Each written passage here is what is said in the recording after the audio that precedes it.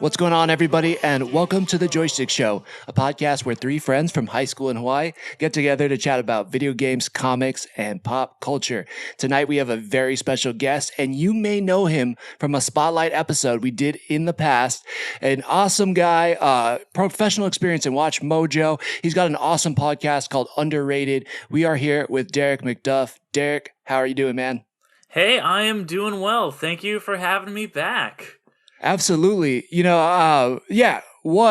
was awesome having you. That was such a fun episode that we got to do with you. But then I was watching your Instagram and you're like, we're going to WonderCon. I'm like, damn it. I wanted to go to WonderCon and couldn't go. So like, dude, can you come on and talk about what WonderCon was like this year? Yeah, no, I am happy to. I had a blast. This was a really good time. Both me and my co-host Ariel went. We kind of both ended up going just by coincidence. She's a really big con person, and she goes to all the cons and she cosplays and stuff like that. Oh, and sweet. It's not like I'm not opposed to it, but it's not something I usually go to. But I live right here in Southern California. It happens in Anaheim, right in my neck of the woods. I'm from Anaheim. Yeah, you could see it from your backyard. You're like, yeah, I guess I should go. Pretty much. No, like it was literally like an 8-hour drive or an 8-minute drive from my house to get to. Okay. Like it took me longer to get out of the parking structure than to get back to my house. Yeah. But yeah, so I kind of at the last minute at the 11th hour ended up through a connection of mine getting a professional badge to the convention. You did. That was pretty cool. Flashing that press badge to everybody. Excuse me, out of the way here. No, that's killer. It was fine because I got there early on the third day, and they weren't really letting in any of the attendees in yet, but they were letting press and professionals in, and I held up my badge to come in, and the lady at the front was like, "Oh, professional! I like that." I was just like, "I made it." Yeah. You're like, dang, look, I made. Yeah, exactly. Yeah, that feels awesome for sure. That's killer. So, okay, you talked about cosplay. You didn't dress up in cosplay.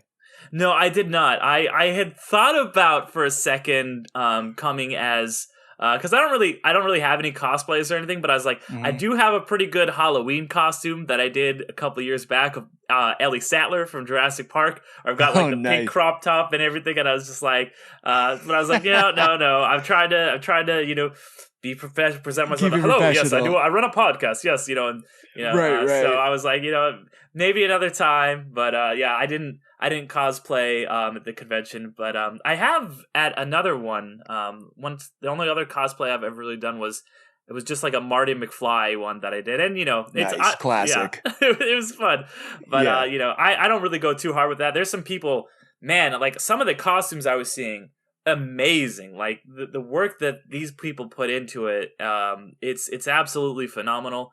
I was wearing the third day. I had my Princess Mononoke shirt on, one of my favorite films, and I saw there was a Kiki and oh my gosh, I'm spacing on her name, Anasaka. And like their cosplays were phenomenal, and I was like, "Hey, can I get I don't usually I'll let the cosplayers do their thing. I don't try not to bug people. I was like, "Hey, can I just get a picture? I got the shirt." Like, so that was pretty cool. But yeah, there's some really good stuff out there. That's awesome. Yeah, so we got to do LA Comic-Con last year, and yeah, it's phenomenal. I mean, you see the gamut, right? Like you get to see all the different fandoms, and you get to see like some people, you're like, did you spend all year making this costume? Because it looks like this was like your only hobby was just making this. It looks so damn good. And then you see people who are like, did you just wake up this morning and decide to throw that on? Because, like, I don't know. Yeah, but I do appreciate it. And yeah, Studio Ghibli, anytime I see that, like I'm all for it because we grew up with Kiki's Delivery Service, with My Neighbor Totoro, like all that stuff. So that's pretty awesome. Yeah. What did Ariel dress up as? So the first day she was she was like a wand. They're kind of like more like low key cosplays. So it was kind of just like it was like a WandaVision one. So she had like the Wanda crown, but she had like it was like a jersey, like it was kind of like a custom Wanda jersey that she had. And then I think she was on the second day she was a Ravenclaw. So that was pretty cool. Oh, there you go. People were like, Hogwarts Legacy, right? You're like, what? Harry Potter? What do you mean? Yeah. Yeah, no, like, and so yeah, she had some pretty cool costumes, definitely. Nice. What was okay, you kind of said you saw some that were like special to you. What was the coolest though? Or like, does any of them stand out? Yeah, those, I think the ones that were really the coolest were the Ghibli ones, but so I saw some Power Rangers that were really cool. I'm really big. I grew up, in the like right in the prime age to like watch Mighty Morphin Power Rangers, and Jason was always my favorite. And there was a guy who was like had the full Jason thing with the actual like the gold like chest plate that.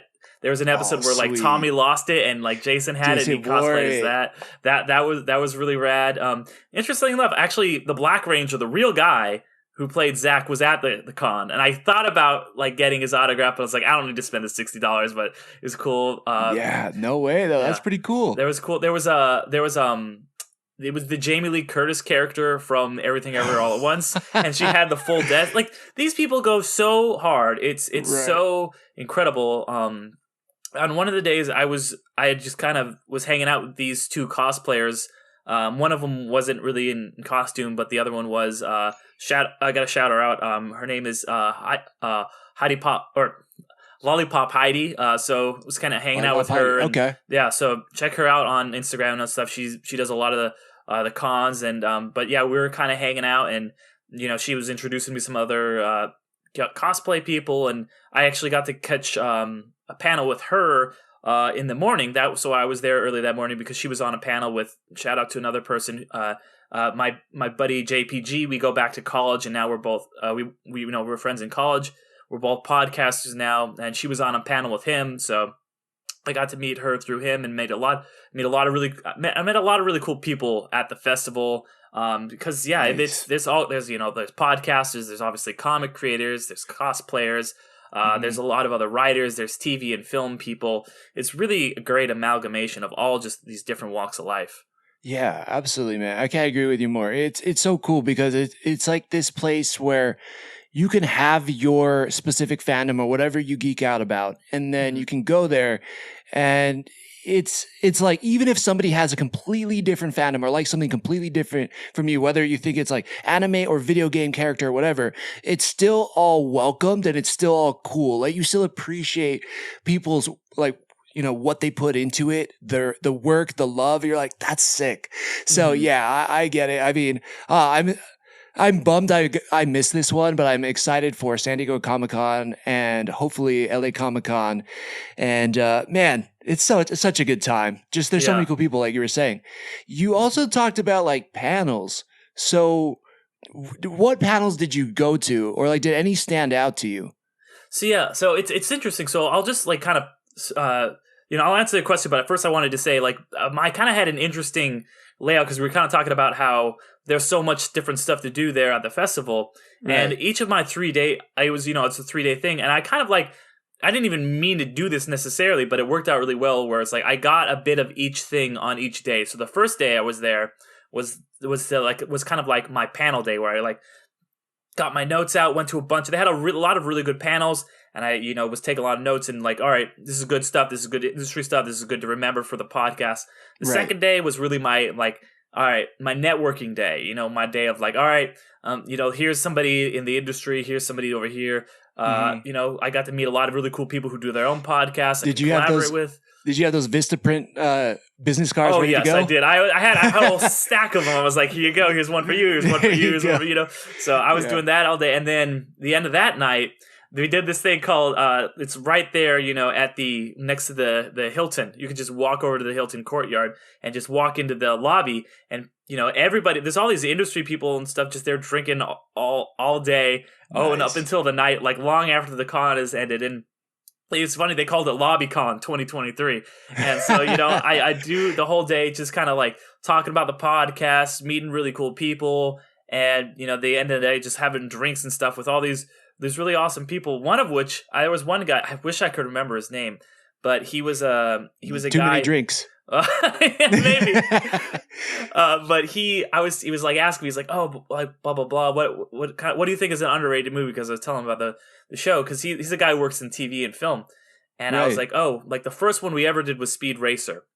And he goes, and he's just like stopped. He's like, no way, man. I did the VFX for that. I worked on the VFX for that. And I was like, what? I was like, dude, like, you have no idea. Like, it's such an honor to meet you. Like, and I was just going off, and it was such a great moment because I've spent years being like, people, you do not understand. People love to like trash the effects of that, but like, no. The effects in this movie are perfect. This is supposed to be a cartoon come to life, and they completely encapsulate that. And I was just like, and he was just like, thank you. Like, thank you for getting it. And I was like, no, thank you for making it. Like, it is so incredible. So that was a really cool day. So 2 very different days. And then the third day, I was just hanging out with the cosplayers, just walking around the con, just doing the normal kind of like taking some pictures, like hitting the floor. I'd been on the floor a little bit, but we just kind of walked around, see all the cool stuff that's for sale. That was kind of my fun day. And that was like, I had my podcaster, my business hat on, and now I'm just going to enjoy the con and meet some cool people. But sorry I went on that tangent, but to answer your question, man. That's kind of how some of these cons go, though. You don't know how the days are going to go. You at least went into a plan. I went in with podcast hat, like interviewer hat every single day for LA Comic-Con, and I was wiped out. I felt like I did a marathon that weekend after we had done all these interviews and again going to all the panels and everything. Like, you went in with a smart plan where it involved you ending with fun. I think that was the smartest thing you could have done. Well, I mean, I don't know if that was a plan, but it worked out really well. I'll say that. It worked out. But yeah, that first day, there was some really good panels on, I can't remember exactly what it was called, but one of the really good ones was, being a an internet journalist in the kind of media age, or or journalism for like the social media era or something like that. And it was like for like fandoms, like, pop culture stuff, like being a journalist for that kind of stuff in the internet age, something like that. And so there was some really interesting stuff they were saying, that some very good advice, some good stuff on. Can you share any of it? Let me. That's a good point. Let me bring up my notes, because I made sure to take notes on my phone. I know. Everything doesn't kind of run together. Yeah. Okay. So funny. So you were talking about the cosplay and everything and notes. Mm-hmm. Like, I ended up recording everything and then going back and like watching it and being like, I'm going to take notes on this. Didn't really do any of that. I didn't like dictate it. I put like bullet points for notes before we did our Comic-Con episode. And I'm like, dang it. Like, I got like 20 hours of footage to watch because I was recording nonstop, and I'm like, there's no way, so I ended up just using what was coming up off the top of my head. I think your notes are probably way better than mine. So yeah, if you can remember any of it, please. I think that's interesting. Yeah. Well, because I felt like a bunch of people had like pen and paper and stuff like that. I was just like typing on my phone or whatever. But yeah, it worked. But you could have brought a typewriter in. That would have been really distracting. So yeah. The one note that I looked over my notes that really impacted me, and I think it was from this one. It might have been from another one, but it was definitely on the first day. Was, if you have just one stranger who's listening to your show, you are a success. Because that was what they were saying. And it's like, that was a thing that came up in a few different panels, was like, how do you measure success? Like, what do you, like, is it you have this many followers, you get this many shares, you're making this amount of ad revenue, whatever it is. And, everybody's going to be different in what everybody's, but it's like, you know what? If you can say, like, because he's like, your friends are always going to listen to your podcast. Your friends are going to read your stuff. Your friends are going to listen to what the stuff you put out. If your friends are real friends, yeah. That's a given. Wonder. No, but yes, no, I kidding. Yeah. Totally hear what you're saying. Yeah, but when somebody you don't know likes your stuff, can I cuss on here? I can't remember. Yeah. Okay, absolutely. Thank you. Yeah. When somebody you don't know likes your ship, that means you have made it. That means you are a success. And I really took that to heart, like it's like, yeah, people like, that means I've gotten through to at least one person, right? Then that's a success. And in that same vein, it's something like, people are always saying like, oh, I'm trying to be this, I'm trying to do this, rather than saying something like, I'm trying to be a writer. And this is something like that is it's something I've already done, but it's been, it's kind of been valid. It was like, this is validation, instead of saying like, oh, I'm trying to be a writer, just I am a writer, Right. and because like as soon as you and it could be something like, for me it's like, yeah, I'm a writer because like I am literally professionally getting paid to do this. I've been working for Watch Mojo for however many years, and that's very, very fulfilling. But even beyond that, you can say, if you write something, then you are not trying to be a writer. You are a writer. And I think that's something that's it's very, very important to not to put yourself in that mindset of like, oh, no, like I am not attempting to be a podcast. I'm not attempting to do this. I do a thing. And it's, because honestly, with me, I get imposter syndrome really bad. I'm always just like, oh wait, am I like a real writer? Am I a real podcaster? And it's like, no. Like I have been succeeding at this for a while now, and I gotta like realize that. And that was one thing that we were talking about that was really, really powerful. I thought that like really kind of spoke to me specifically. Yeah, absolutely, man. It's inspirational, and I agree. It's crazy how your mindset can change the way you look at what you do, and also it then affects how you go forward and do it, right? Mm-hmm. To quote Yoda, right? There is no try, there's only do, right? And, there you go. And we are doing it, right? Maybe not always at the levels we want, or maybe our goals are very, very lofty, but at the same time, you're right. You are a writer. You are a podcaster. I say I'm a podcaster just for a very shitty podcast. No, for a very good podcast. For a very good podcast. No, I'm kidding. But like, yes, I do appreciate your sentiment, man. Like that's nice, because that's a great reminder. And I think for any type of creative person out there, right? You are creating something, you're putting it out in the world.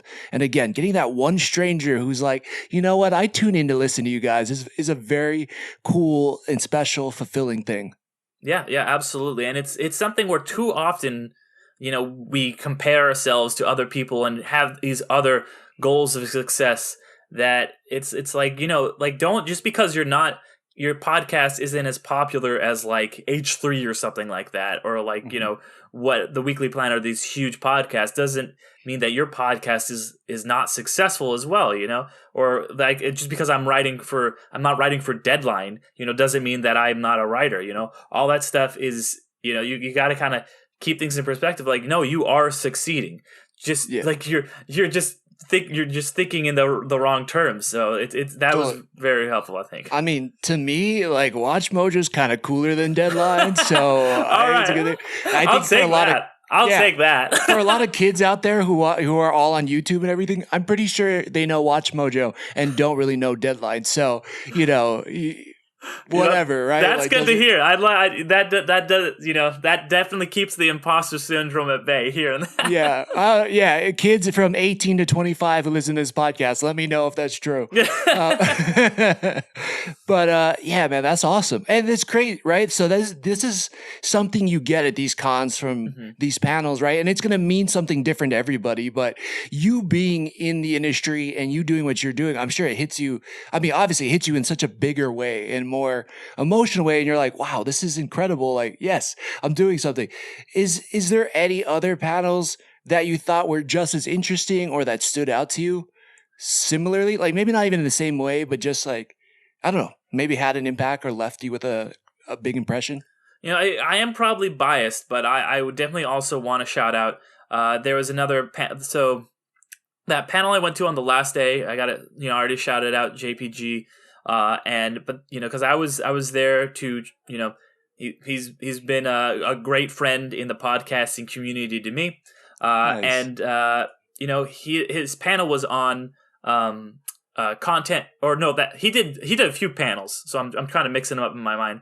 But that one was getting content creation for beginners. So while I was a little bit like, okay, like I'm not a beginner necessarily anymore, maybe more of an intermediate, whatever you would call it.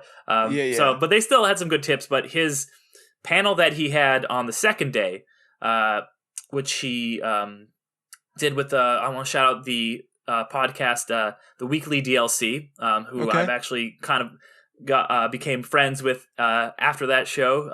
That sounds like right up our alley all the way. Oh yeah, I'm like, that sounds those awesome. those guys were really cool. It was their first panel, so it was really cool to see them, Nice. getting up there with JPG. But they were one of the things they were talking about was just kind of like if you fail at something, you can roll that into another success. He was talking about. And I'm not trying to put him on blast or anything, but I think he's okay with it because he talked about it in front of a bunch of people at WonderCon. He had been the head of, he had run a network, he had run a podcast network, and it folded. And it was like right before the pandemic. And he took all of the things that he had learned from that and was able to roll it into his future podcast endeavors and to come back even more strong and successful. With all of that, so what's crazy is like, man, the network folded right before the pandemic when everybody was at home starting podcasts or listening to podcasts. That's like such unfortunate timing, right? Well, he actually was like, it was pretty good timing because he's like, we had just like they had gotten a space to record and like everything. So he's like, if he had tried to keep that running, transitioning into the pandemic when they were just like they had like gotten the physical space and that's where they were all doing it and trying to not just transition one show from in person to digital, but 10 shows. He's like, it would have been a disaster. So it worked out for him. It worked out for him. Nice. Yeah, it all happens for a reason. Yep. Yeah, definitely. Nice. Wow. Okay. Wait. So sorry. I feel like I cut you off on a crazy train of thought there. So.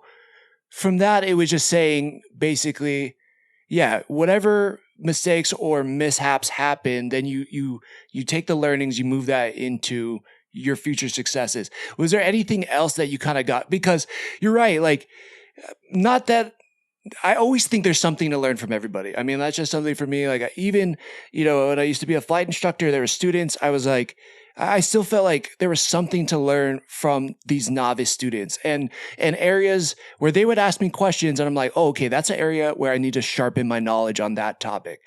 What about you? Did you get anything out of it where you're like, oh, that's interesting. Like, I've been doing podcasting for a while. They're talking about their podcasting journey. Like, as much as I think I know about podcasting, that's an interesting point that I feel like I need to revisit or like work a little stronger at in my show? Well, one thing that I kind of I did go to another panel that was talking about just kind of networking and stuff like that, and I think that I've done a really good job of being able to network online. Obviously, that's how you and I came into contact. Yeah. And I shout out to Reddit. Yes. Like Reddit has been such a resource, and I've met a lot of really great podcasters through that resource. But one thing I have not been great about is in-person just kind of networking.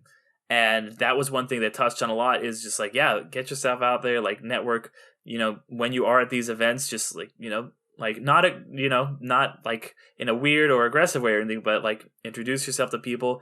And that was something I was able to do. And thankfully, it was part of it was because I knew some people there. I had connections to that. And through those connections, you make more and more and more connections, So that's something that I think that I really took to heart is like, okay, just kind of, when I remember to just kind of network and stuff. And I'm outwardly a very extroverted person, but I'm kind of introverted at the same time. Once I get that icebreaker, I'm good to go through, but I do need that opening, So I think that, that was what I was, I guess the other thing that I took away. Yeah, I don't blame you at all. I 100% know what you're talking about because I think my wife would describe me as extremely extroverted. But first day of LA Comic-Con, going to do the event, I see Donnie Cates there, a legendary writer at Marvel. I'm like, what do I do? Like, I should go say something to him, see if I could get a 3-minute soundbite. I was like frozen for a little bit. I'm like, no, you know what? Okay, this is your chance, right? And then talk to him, then run into, I'm blanking on this guy's name now, but if you've been on YouTube, he makes like funny videos with his grandma. I think his name is Ross Smith. He does like all these like funny videos. His grandma's adorable, and like he makes her do these like terrible things, like slap butt cheeks and like all kinds of stuff. But he gets millions of views. Talk to him for a little bit. Talk to this guy Straw Hat Goofy, who's like TikTok famous, and then from there it snowballed into this weekend where I felt more confident and was able to talk to the cast of not the Goonies. Why am I blanking on it right now? The Sandlot. Oh, very cool. I got to talk to some directors that are, making some movies and stuff and movie studio execs and all that stuff. But yeah, just, I always think back to that first day of Comic-Con, how nervous I was. And then you're like, you know what? Excuse me. I've got a job to do. And I just, I want to be here and chat with the people who are making the things that I love, and I want to get close to them, and I want to be able to share their insight with the world, and that kind of propels you and moves you forward. But yeah, I get it, man. It's nerve-wracking. Yeah. It definitely is. I will say that you are a great interviewer, like as someone who has been this is my second time being interviewed, but you ask the right questions, you ask some good stuff. You keep the conversation going, keep the conversation flowing, I'm not going to put anybody I'm just a curious person. No. I just want to know what's going on in people's brains. And I probably should have gone into psychology, but instead I do like movie reviews and TV and video game reviews and comic stuff. So here I am. No, but that's what we need in this stuff, because there's too many people that are covering this stuff. Not too many people, but I'll just say there's too many people. Though. Let's just say that now. There's just too many people. All of you quit. That they're like, oh, okay. They might not ask the more in-depth psychological questions. So it's very good to kind of delve into those things, and I'm glad that you do. Oh, thanks, man. I appreciate that. Yeah, again, you can come on anytime. We'll have you anytime. We love it. But right on. Any other? Let me see. So, was there any announcements that were made this weekend that people were like, whoa, that's kind of crazy, or that you kind of heard about being there? I don't think so. I kind of, and I don't know if it's because I steered clear of that, not steered clear intentionally, but that wasn't really, except for the last day, the part of the convention I was at. I only went to like one panel that was like kind of an upcoming movie type panel. That was for a movie that I won't say what it was, but it looked really terrible. It looked really bad. Shoot, okay. But I don't think that there was any crazy announcements. Give him a shout out. No, just kidding. Was it there? I think it's called Saint Seiya was the anime, but it's called like Knights of the something. Fuck it. Yeah, that was the movie. They looked horrible. That was the movie? That was the movie. Oh, that's so funny, dude. I actually thought it would look super cool. But maybe I'm wrong, I hope I'm wrong. I always want a movie to be good, Yeah, well, I was just impressed by the actors that they had in that movie in the first place, I think. Because that's why I went to the panels, because we got Famke Jensen, we've got right. What's his name? I can't remember his name. He's in John Wick. And he was Stark, Howard Stark, the main Stark from House of the Dragon. Right? Sean Bean. Or sorry, not House of the Dragon, Game of Thrones. Yeah, Sean Bean was there, and then I want to look him up. I want to get his name right, but he was in he's one of the those guys. He was the main kind of antagonist in John Wick 3. He was also in like a bunch of kung fu movies in the 90s. I just looked up his name recently, and he just did this okay, again, Mark, I don't try to trash on anything, but Mark Dacascos. Exactly. That guy's awesome, and and then a lot of things. He's like the Iron Chef too, right?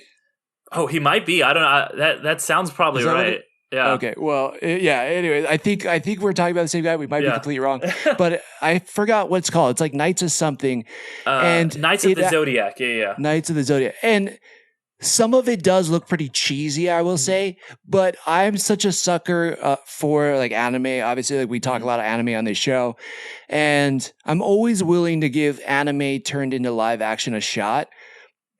But the disclaimer there is when it goes bad, it goes horrifically bad. It's so not like nobody will ever let down Dragon Ball Z Evolutions. Like that movie is always going to go like it didn't even make, if Rotten Tomatoes was one container of tomatoes, like it didn't even make it in the container. They looked at it was like, nah, that's not even worth it to throw it at Rotten or not. Like that's terrible. Yeah. So that movie's a blight on humanity. Yeah. That is one of my co-host Alan's, like, his least favorite movie. He hates it with an unbridled passion. Oh my God, man. I think I was in the theater. Like I don't even remember what the other movie is. There's only like 2 movies I've ever walked out ever in a theater. And I think that was one of them. And I was just like, what is this? Yeah, and I feel so bad even saying that because I know people worked hard to put it together. And I know the actors put in a lot of effort and everything. But I'm just like, this is not even Dragon Ball Z. Like all their names are the same, but nothing about this is Dragon Ball Z. So I was so... Yeah. I get that's how it was with like The Last Airbender. I was like, what is happening with this? Like that might be the other thing. I don't think I've ever seen that. Dude, that's crazy. You nailed it. I don't think I ever seen the end of that movie. And I've tried a couple times. Yeah, it's very, very well. I'll tell you what, one thing that happens in the end is some guys just go up and they see the main bad guy who in the movie gets drowned by like the big fish like spirit or whatever, and then the show it's just like some random guys just go drown him in a bubble of water, and then he drops to the floor and they just slowly walk away, and I'm like, that was the dumbest thing ever. It's so bad. Oh my God. Wow, it's crazy that came from the guy who made Sixth Sense and even Knock at the Cabin and Signs and all that stuff. So, yeah, but moving on, because we could probably go on for bad movies all day. I think it's up to you guys out there. You check out. You know what? I liked it. It probably was pretty bad because I went to check on Instagram to see if anybody else had covered it or posted the trailer for Knights of the Zodiac, and I didn't see anything except for one trailer. So I was like, this is probably not going to be good. Yeah, I mean, and like I said, I hope I'm wrong. I want movies to be good. I love it when movies are good, but like, and it might have just been I walked because I hadn't heard about it before. Like there was just big banners all over the festivals. Like I'm gonna check this out. Famke Jensen, Sean Bean, all these people, and I watched the trailer. And I was like, well, I don't know about this, but maybe I'm wrong. There you go. I have to have a few drinks going into that one. It makes everything better. Yeah. Okay, so third day, right? You said you got to go around. What about like collectibles or toys, or did you get some new Funko Pops? Like what stood out to you? You were like, ooh, like I don't want to break the bank, but I might have to buy that. Yeah, I was like trying to be very frugal because I was like, all right, I'm waiting until my new roommate comes in about a month or so, and then I'm gonna get some extra money coming in. But I'm living alone right now, so I'm like, all right, got to be a little more thoughtful with my wallet. But there was a cut. I didn't end up getting anything, but I came very close. There was I'm like, I know blind boxes are like just a trick, and there's never anything good in them. But like there was like I saw this $65 Breath of the Wild one, and I was like, it looks so beautiful. Nice. I almost got it. I didn't get it. I was thinking about getting some Funkos, but there's like a lot of stuff you have to do to get like in the line for that, and also like. Funko. You don't want to go in the line if you have a professional pass, all right? It's like you gotta like sign up like days in advance, like do all this crazy stuff, and also like there just all this stuff came out about Funko firing like a whole department of people. Like I was just like, I don't really want to. Yeah, I forget who it was, but it was like didn't hear that. Yeah, it was like they had bought out like the arc light and just clean, and it's called something else now, but they like cleaned house with all that and like fired a bunch of their employees. I was like, I don't really feel like supporting Funko on the same day that just like fired a ton of people, so I'm just gonna like skip over that. The one thing I really wanted to get, and I'm an idiot because I waited till that last day when I was walking around on the floor because I saw it on the first day and I didn't buy it because I just quickly went through the floor the first day. But I was like, I'm on the floor. I'm gonna get something. All right, I'm gonna do something. I've been frugal, but you know what? I can get a T-shirt because they had this really great like stand, like a Bob's Burgers stand, and it like had this like neon lights and it looked like the Wonder Dwarf. And there was a shirt that was like the burger of the day, and it was like it had this long name. I can't remember what it was exactly, but it was one of the ones from the show. I was like, "Oh, cool! I gotta get this shirt." And I went over and they were sold out because of course they were. It was the last day. Oh my god! Yeah, I'm probably gonna get it online or something. But yeah, there is some cool stuff there. That's so true, man. I got a funny story. So when we were at LA Comic-Con last day also, I wanted to talk to the creators of the animated X-Men series. So they had a panel. No, actually, they didn't have a panel. They had a booth. And so I'm like, dang, this whole line that wraps around the building at the LA Convention Center is to talk to the creators of X-Men. I'm like, all right, well, I really want to, talk to them. So I'm going to do it. And so I'm waiting in line. I'm like probably 3/4 done. And I overhear somebody and they're like, yeah, well, I hope there's still some left. I'm like, oh, what are you guys talking about? Like, still some left. They're like, oh, yeah, well, it's something you had to sign up for. It was a collector's Funko Pop for a Naruto. And I was like, are you kidding me? I just waited in line. You were in the wrong line? No, it was like on the way to get to them. It just wasn't the line for to talk to them. Yeah. I'm like, oh my God, still worth it. I ended up telling a couple of the creators that story. They were like, oh my God, ended up, signing something for me. And we got into this awesome story. So it ended up being worth it. But yeah, people really do go to those cons to basically collect a limited edition piece from something. Yeah. It's crazy, right? You buy those tickets and then they wait in line to like buy something.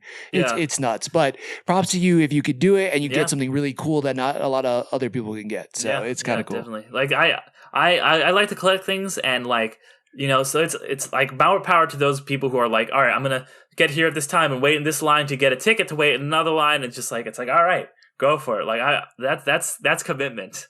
Yeah. And I'm like, good thing you like for you too, like getting to talk to the X-Men guys. That's rad. I fucking love that show. X-Men's amazing. I still have the theme song in loop in my head all the time. Yeah, I know, right? Yeah, not only that, I got to, I mean, now this just sounds like me bragging, but you could go back, everybody, and listen to that old Comic-Con episode. But the showrunner for the show, I got to talk to him like, hey, when you found out they wanted to bring the show back, did Kevin Feige call you or did someone else call? And he was like, not Kevin Feige, but someone close to him did. And I was like, my mind melted, right? Yeah. And then, there's 2 producers on it and just really awesome. I want to say, I'm gonna have to put their names in the show notes because I love them so much, but they told me this personal story about one of the episodes where it was completely written about their son being born and it was like a tribute to their son. And I'm just like, it makes that episode so much greater now because you look at it from the lens of these 2 parents who wrote, and it's all that stuff is just so cool that I think only cons can provide, Yeah, absolutely. Definitely. Well, dude, sounds like you had a great time. I'm stoked for you. Really wish I could have joined you there maybe next year. But what was your overall take on this con? Did you like it more than dislike it? And then also, do you recommend it for people who've never been to WonderCon? Yeah, honestly, this was a really great con. I had a phenomenal time. Like I said, there was something different for me to do there every single day. I was able to fill up an entire 3-day schedule of doing all of these things that I loved. And I even got to do some other stuff that was not it was weird because I there was points when I was, because I write fiction too. I don't really talk about it a lot on podcasts, but what? Let's talk about it.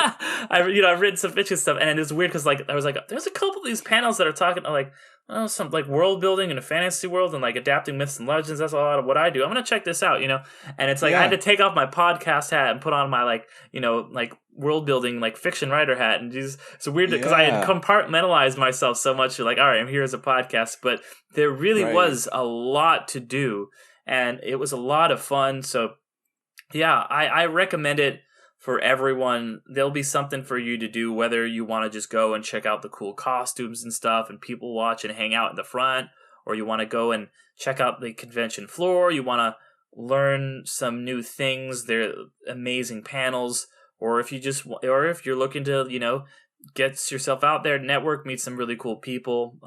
There was a lot of that too. So I'd recommend it to just about anybody. So yeah, definitely check out WonderCon if you haven't. It's a good first festival. It's pretty low key. It's not as crazy and hectic as some of the big ones like Comic-Con, but there is still quite a bit to do there. Very cool. Right on, man. Well, I'm stoked for you. Truly appreciate it, that you came back on and got to tell us all of the wonder that was WonderCon. And I don't know, any other final thoughts or words that you want to share with everybody? I guess, just remember that, just go out there and do what you love. And it doesn't matter if, if you aren't hitting these arbitrary goals that you set for yourself, as long as you are doing something that you're passionate about and you care about your success. Damn, couldn't say it any better myself, man. That was amazing. Well, Derick, thank you so much for coming on. And if you stuck with us this far, please go follow him at the Underrated Podcast. They are on Instagram, they are on Twitter, and go listen to that their show. It's awesome. I found so many movies that I would have never checked out that are now on my movie list to put on because of that show. You guys do an awesome job, and I appreciate you coming on, man. Thank you. Yeah, anywhere you listen to podcasts, check out Underrated. Or look us up, like you said, on Instagram, Undercast Company, and all those socials. So thank you for the kind words, man. Absolutely. All right, everybody. Thank you so much for sticking it with us. Thank you for sticking it with us. Yeah. The Joystick Show.